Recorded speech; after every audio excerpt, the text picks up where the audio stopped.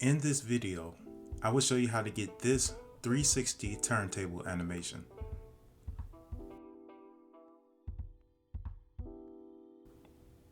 The first thing that we need to do is to create a Bezier circle.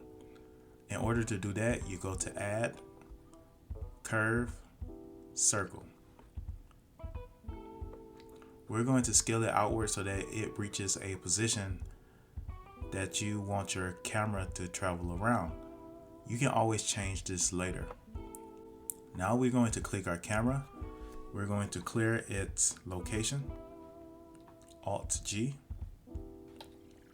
We're also going to clear its rotation so that we can manipulate it better, Alt R.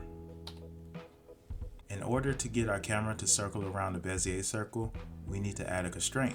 You go to the constraint properties and then add a follow path constraint. And for the target, we're going to add the Bezier circle that we just created.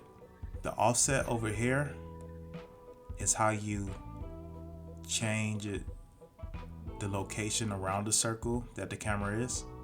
But the problem that we have now is that our camera is facing downwards. I'm going to open up another 3D viewport so that you can see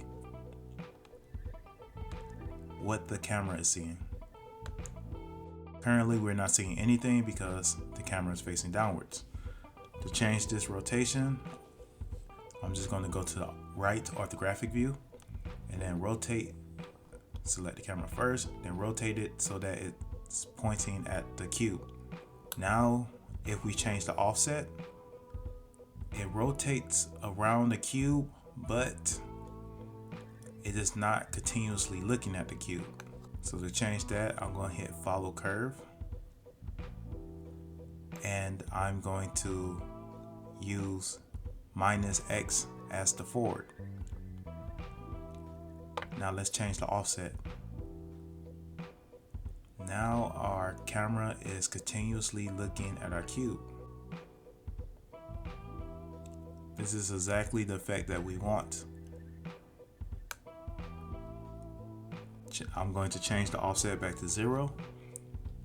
What if we want to look at the cube from a different angle, like upwards? So what I do is select the Bezier curve, move it upwards, and then I click the camera and then rotate it so that it's looking at the cube. And now if I change the offset, it is looking at the cube from a different angle. I'm going to change the offset back to 0. Now if I hit play on our animation, nothing happens because we haven't created the animation yet. How long do we want our animation to last? I figure that a good turntable effect is about 10 seconds. So what I do is go to our output properties, set the end frame to 240. If I pull the playback up, you can now see that our timeline goes to 240 frames.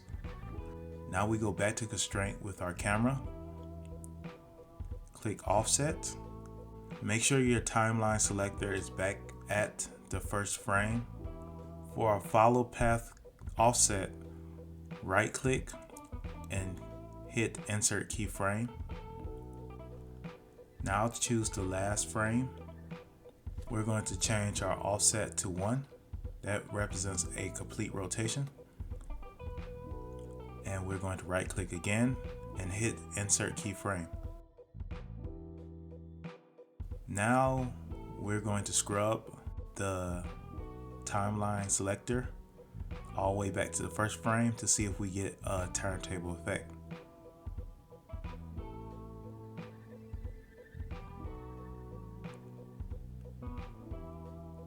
And yes, we do. If you render this animation right now, you will notice that the camera will speed up at the beginning and slow down at the end. This is because the camera is on a curve. But for this turntable animation, we just want a constant circular motion. In order to change that to linear, you will have to go to Graph Editor. Now in the Graph Editor, hit T and change to linear. Your animation is now ready to render however you like.